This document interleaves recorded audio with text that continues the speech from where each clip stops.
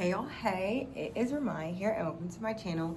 Guys, I'm so excited about today's video because I just feel like it is going to be so fun, so interesting, so exciting. So just like girly pop, girly time, let's chat, let's sit back and watch, let's sit back and just like have a good time. So I'm super excited about this Q&A today, and hopefully I answer some of y'all's questions and just kind of get down to the bottom of everything that we are discussing and talking about. So let's jump right in. If you guys see me looking down, it's because I'm looking at the questions. So for those of you who do not know me, my name is Ramaya. I am 24 years old. My birthday's actually in a few weeks, so I'm super excited to be celebrating. And so I'll be 25 very soon, but I don't feel at all like I'm in my 20s. I feel like I'm like 35 already because I'm always just like go, looking for the next thing to do. I am a woman of God, of course. I have a ministry called Sister with my sister, where we just like build community for women and sisters in Christ, women in Christ. So each month we do a social. If you guys want to follow my YouTube channel there, it is called Sister Socials.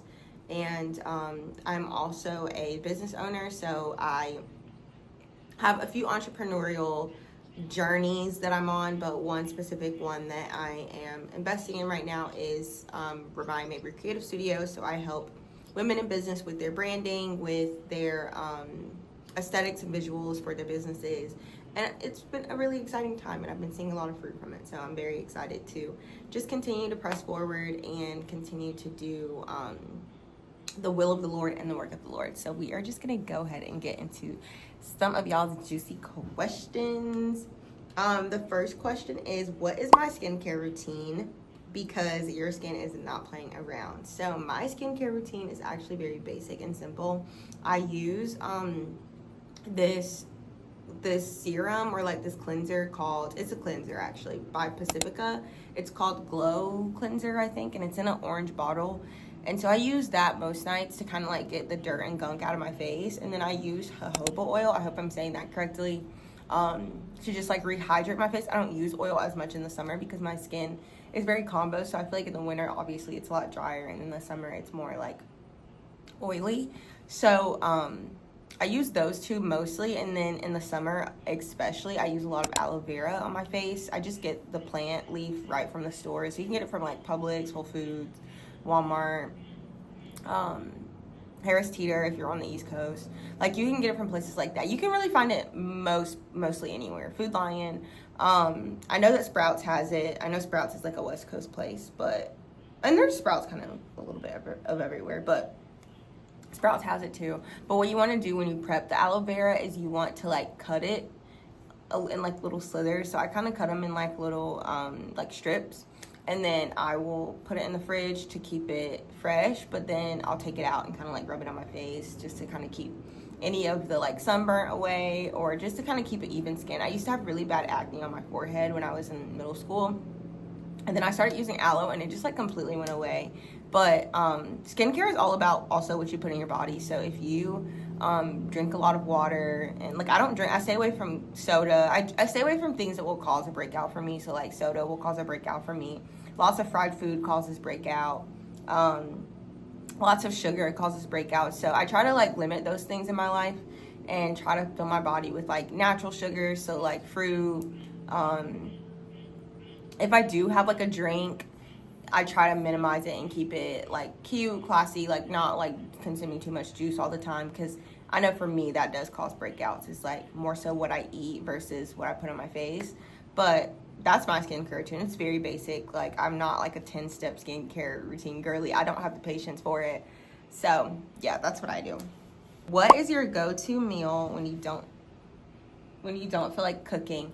I was a vegetarian for 6 years actually, so it was always like anything with tofu, like a little tofu scramble or something with like tofu and just like chopped up vegetables.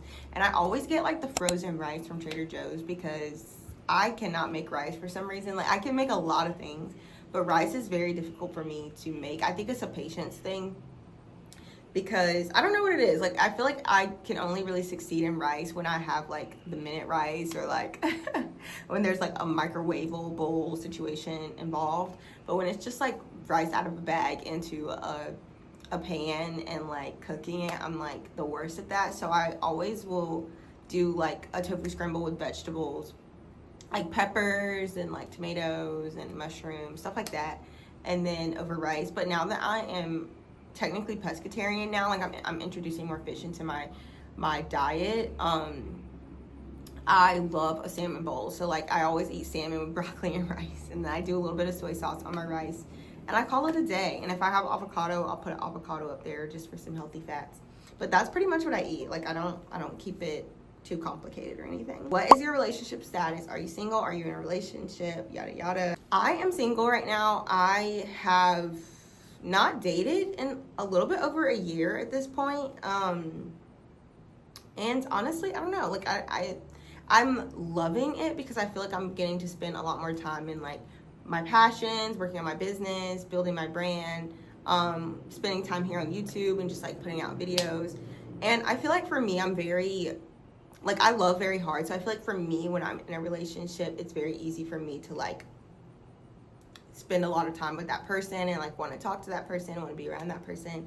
So I feel like for the season of life I'm in right now, being single fits that. But of course, like when the Lord is ready, he will make it happen. He's ready to send me my man, like he who finds a wife. So that's what I just firmly believe, that like, you know, I'm gonna be found when I'm gonna be found. But until then, like I'm just gonna keep doing the work of the Lord. So that is my relationship status right now. Love language, I am a quality time kind of person in all of my relationships, both platonically and romantically.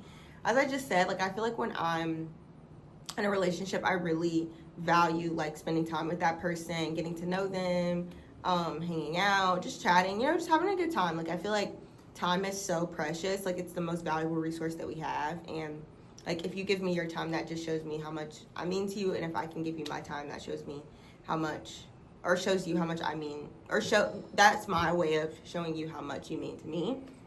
But I feel like a close second, like I feel like it's right here, is acts of service. I really love, that's how I like to give love. I like to receive love in quality time, I think, more, because it's like, oh wow, like you want to spend time with me. But I like to give love through acts of service. Like I really love like doing things for people. Like if I know that you really like, I don't know, like somebody running errands for you, or somebody doing something for you, or taking calls for you, or whatever. Like I really love to show people love in that way, because I don't know, I just feel like if I know something about you, like I want to show up for you in that way. And I just feel like acts of service is the best way to do that. So those are like my top two love languages, are quality time and acts of service. My biggest glow up era was probably, I don't know, I feel like I've gone through a lot of them. I think going to college was a big one for me, because I feel like I was like, that was a time in my life where I was like wanted to express myself artistically through my fashion, through like just my life and my lifestyle. So I would probably say like freshman year of college. But I also think like freshman, actually no, I've had a ton. Like I feel like it's hard to choose one. In 2023, actually, right after I graduated from undergrad, I cut my hair. So that was a huge glow up for me, because I cut my hair. I started Life with Ramaya, which is this page, and then my Instagram. And I just like went full sin with it. Like I went full sin with just like promoting myself and branding, and just like building my personal brand, building my own audience of people. And that was like really big for me, because I was just like, oh wow, like people actually care about like what I have to say. They care about what I'm doing. They care about like my opinion. And that was kind of the first time that I understood that, or realized that. So I would say that like my freshman year of undergrad, so that was 2019, and then 2023 was like, those were huge transformational times for me. But I would also say 2024 going into grad school was also a really big glow up for me, because that was my first time kind of like putting myself out there in the world, not necessarily like online, but just like in real life, because I had moved to a completely new city in San Diego. And of course, like being around all these new people and being in grad school, so just a really big transformational time for me, aesthetically as well, because I feel like I really focused a lot more on like my personal style and figuring out kind of like what I wanted to wear. I feel like when I was in North Carolina, I wore a lot of like athleisure, chill clothes, because I worked at Lululemon, so I wore everything Lululemon basically every day, and I was like working out all the time. So I wasn't really like wearing things that were outside of that. But then when I went to San Diego, I was like definitely exploring myself artistically more. So I was wearing more like business professional and just like finding really nice things. And there was actually like a clothing closet or whatever, like a clothing pantry at USD, and where they were giving students clothes for free, and it was really nice stuff. And so I got to actually get a lot of really, really nice pieces from there, including this beautiful blazer from I think it's like White House Black Market or something, like whatever that store is called. And I feel like when I got that blazer, I was like, it's time to pop out. Like, I don't know. And the thrifting stores there are just so amazing. So yeah, I would say that those were probably my top 3 like transformational times aesthetically. I would say my style is probably the best now that it's ever been in my life, because I don't know, I just feel like having like a 9 to 5 and going to work every day has definitely like motivated me and encouraged me to like dress nicer and dress more professionally, but also dress more in like what I find common. Question is, how did you get into ministry? Why did you start?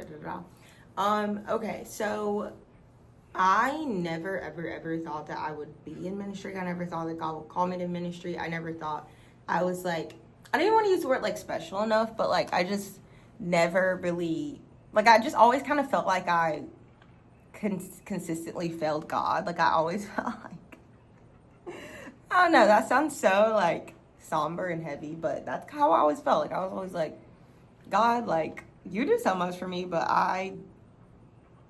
I'm so sorry that I don't, you know, do as much for you. And so I guess I always kind of felt, like even though I knew God had things for me and things he wanted to do through me, I never felt like he would actually like make me do it, if that makes any sense. And so in 2024, it was like 2023, 2024, I started like a coaching business, and me and my sister at the time, we were not like as close, but through the coaching business she became one of my clients. And so once a week we would meet, and she would kind of just like tell me about her goals, her ambitions, like, you know, things that she wanted to do, and I helped like coach her in that season of her life. But that also like grew our relationship and helped us become a lot closer.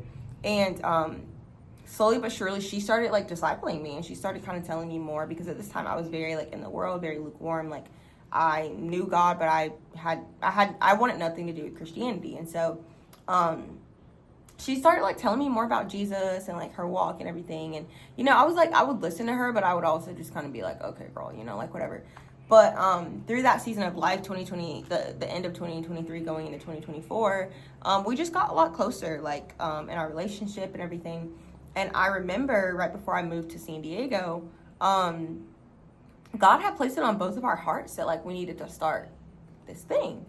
And I knew that it wasn't going to be the right time at the moment, because like I had had so much stuff on my plate already. Like I was going to grad school, I was already working on my personal brand, Life with Ramaya, and I was seeing a lot of momentum with it. I was doing YouTube a lot, like I was being very consistent with it. And so I just like started seeing a lot of signs and a lot of like things from God being like, y'all need to start this thing. And so he placed it in our hearts to name Sister Sister, because we like for a whole week we're trying to figure out what we wanted to call it, and Sister Sister was like the perfect name. And so this was in 2024 when he had given us this dream and this vision. He had made us write everything down that we wanted it to be and wanted it to look like and all the things. But then when I moved to San Diego, I was like, I kind of like forgot about it. Like I remember that he gave it to me, but I was like, okay God, like yeah. So when I was in San Diego, of course I was living my life, whatever. But then when I came back, I was on the phone with my sister, and it was like literally like the day or the next day that I had moved back, because I was staying with my best friend. And we were talking. She was like, you know why you're back home, right? And I was like, why? And she was like, so that we can do Sister Sister. And I was like, girl, whatever. And I was like, that is not why I'm back home, you know, because I wasn't trying to hear that. Like I was trying to figure out a game plan so that I could like put my track shoes on and get to the next place that I wanted to be. And so I was just like, okay girl, whatever. And then I ended up moving in with her, and then we started talking more about it. And then God had really impressed on my spirit in December of 2025, like, I need y'all to start this. Like, you know, it's needed. People need it. There are, you know, I don't want to say lives at stake, but like basically like that was the weight and urgency that he kind of put on my heart. And I just started telling her, I was like, girl, we need to start doing this. Like, so one thing led to another. And now we are here today. And we are on our sixth social, because we did our New Year's social in December. We did our Soup and Scriptures in January. We did our Galentine's in February. We did our Latin dance night in March. We did our movie night, like girls movie night in April, yeah. And then this month we're doing our mother-daughter brunch. So definitely lots of exciting things coming up and happening with Sister, and I'm very excited and very just like excited about it. So it says, what season are you currently in and what do you think that is teaching you? I don't know, because I feel like I just came out of a season. So I feel like I just came out of a season of like just me and God, him and I, like locked in isolation in a way. And I feel like now I'm going into a season where like I have friends and, you know, I have a social life and I have a lot of things on my plate and I have a lot of things going on, but it's like all things that I love and things that are like exciting. So it's hard to say necessarily. I feel like I'm in a season of like harvest, which is really cool. Because a lot of things that I planted in like the winter and in the fall and the winter, I feel like I'm seeing the fruits of those things. And so I feel like it's just teaching me like to remember God at the center of it all, and like don't forget that like God is the reason why I have the things I have and the reason why I am where I am. But I don't know if a season of harvest is like a biblical season, but that's just the season that I can think to say that I'm in for sure, which feels really good, because I feel like when you come out of a season of like not having anything, in a season where it's just literally you and God and you're depending on him for every single like thing, it definitely builds your faith, but it also can be hard. And I think that one day I will talk about the testimony of that, and all of those things. So what does a bad day look like for you? I don't know. I would say like a bad day is a day where like I really haven't spent time with God, and so I feel like throughout the entire day I feel very like off, like thrown off in my rhythm, in my mindset, in my attitude, and my behaviors. And like I can always tell when I haven't like spent time with God or when I'm out of alignment, because I'll just feel it in my spirit. Like it'll just feel like, ooh, you know, and I would just, I don't know, like it's something that it's hard to explain, but I would say that's a bad day. I feel like another bad day is just where like I don't get anything done at all. Like I'm a very, I don't even want to say like production driven person, but like I love like having things to do, and I love like being able to like creativity, and using my creativity is very like energizing for me. And so when I feel like I like am lacking in that in a day, or when I feel like I didn't really get anything done even though I have things to do, I don't really like that. So I would say that would be considered a bad day for me, or just like a day where like things just aren't going right or well. But I feel like I always have a really good way of like turning things around and like having a positive attitude about it. So yeah. This question says, do you ever get lonely, and when you do, what do you do? Of course, I feel like we all get lonely and we all feel lonely at times. I think especially because of the season I'm in, where like I just like moved away from like living with people and now I live by myself. Sometimes you can definitely feel a little lonely in that, but I feel like for me, what brings me a lot of joy is like cooking. I love to cook. Thinking about like, oh, well, when I get home from work today, I want to make this for myself, or I want to eat this, or I want to like, you know, watch this new movie or this YouTube video, whatever, you know, like just finding things to kind of like, I don't want to say fill my time, but kind of, you know, like fill the silence a little bit. Of course, spending time with God is how I also can fulfill the loneliness. But it's not, I feel like I used to feel lonely a lot more in other stages of my life or other seasons in my life than I do now. I feel like now I don't feel like when I'm alone, I don't feel lonely, if that makes sense. I feel like I used to, when I was alone, feel lonely, or even sometimes when I was with people, I would feel lonely because I felt very misunderstood in a lot of ways. But I feel like I'm in a season where like I do feel like I have people in my life who understand me and who know my heart, know my character. They can speak to like who I am, and so I think that that definitely alleviates a lot of loneliness in our lives. What is your toxic traits? I would say for me, I'm not patient at all.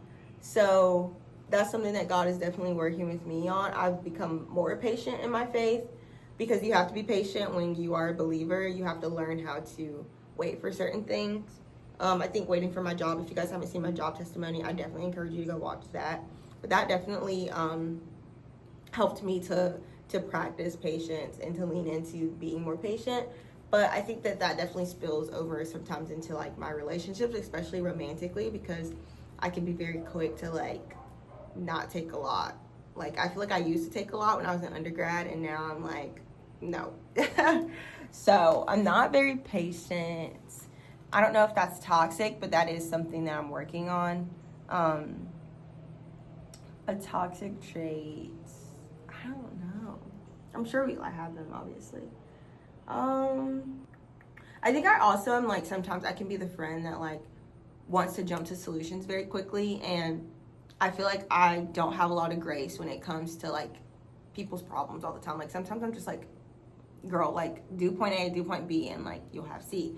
So like I think sometimes I need to learn how to like just sit with somebody in their emotions and just kind of like sit with them and what they're going through, versus like me, like I'm very like, okay, how can we fix this right now, and like how can we get over it and move on, and you know.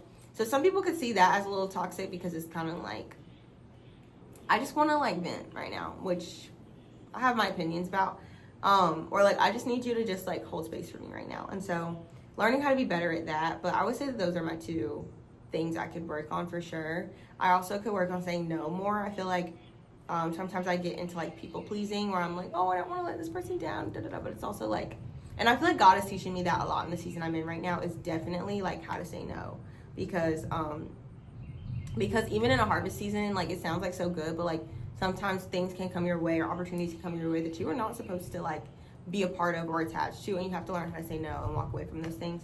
So yeah.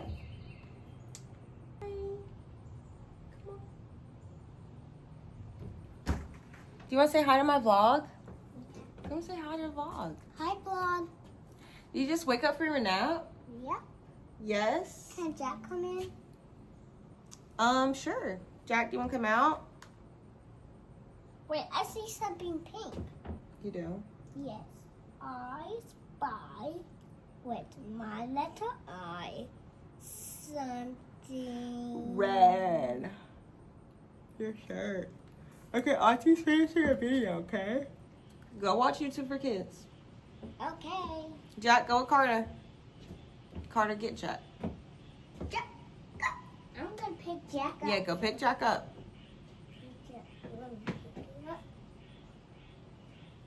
Good job. Can you show camera Jack? Come show camera Jack. Jack. This is Jack. Like a little pinchy. Okay, take Jack inside. Jack, go inside, sweetie.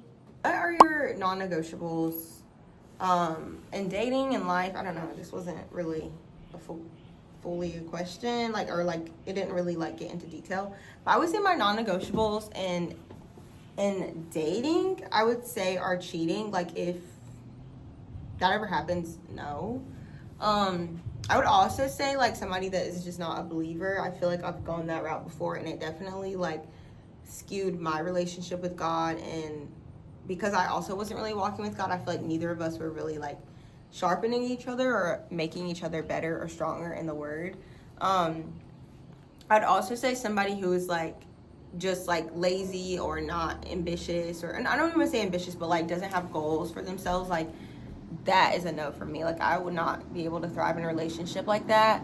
Other non-negotiable, somebody that just like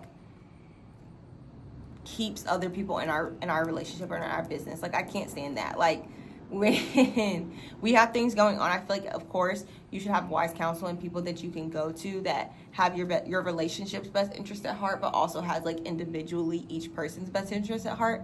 But like somebody that just like needs to have everybody involved in our relationship and in our problems, like I just feel like that would break trust for me. And so even though those were a couple, I would say that those are probably like my top non-negotiables in relationships. I feel like my non-negotiables in life are like loyalty, and just like being friends with people or being around people who are like very dishonest or who gossip a lot or just who like tear people down.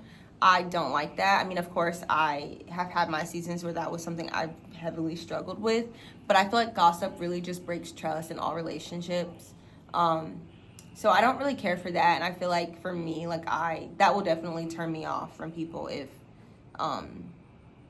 if like there's just a lot of gossip involved. I would also say people who are very like dishonest in the relationship where it's like you just lie bad, like you just lie for no reason, like why are you lying about that, like that you don't have to lie about that, like I don't know, or just like making excuses about things. Like it's okay to just be like, no, I don't want to do that, or no, like I don't feel comfortable with that, or whatever, you know. I would respect that a lot. But just like lying about stuff and making up stories and just I don't know, I don't like that. So I would say yeah, I would say that those are my non-negotiables. Boundaries that I have, what are my boundaries? I think for me, like, it just depends on the person. Me, I'm very private, even though, like, I do feel like God is kind of, like, putting on my heart to do this more. I'm very private with a lot of things. So, I think that's, like, just a big boundary for me is, like, I don't really like mixing certain areas of my life with other areas of my life. Like I don't really like mixing like my work life with my personal life. I don't like mixing my personal life with like my personal business and like my business. I don't like mixing my ministry with my business. Like I like to keep things very separate and like apart because I feel like it just takes the confusion out of things and it makes everybody involved like very like I'm able to like pour into those spaces better and more effectively because there's like boundaries around it. So yeah, I would say that those are probably my boundaries is just like keeping things separate and keeping things like in their own little like pockets of things. What is the biggest lie I've ever believed about life, about myself? I would say I, for a really long time, believed a lot of lies about like staking where I come from to like where I can go because I didn't really come from a wealthy family or anything. I didn't come from a lot of like, just like wealth. And so because of that, I felt like, oh, I don't know if I'm gonna be able to, like, I just felt like I had a very scarcity mindset around a lot of things.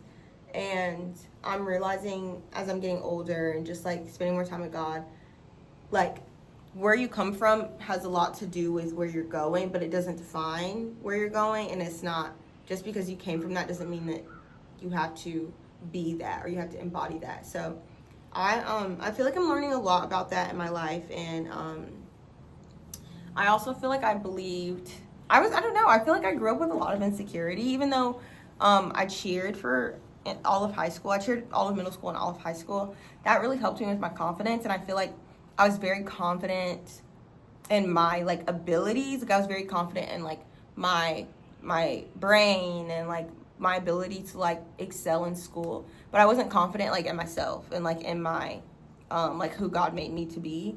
And so because of that, like God had to do a lot of identity shifting for me.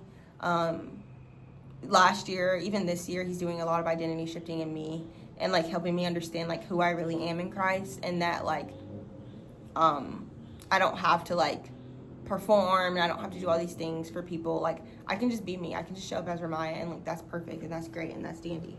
So I would say those are probably the two biggest things I believed about myself, about the world.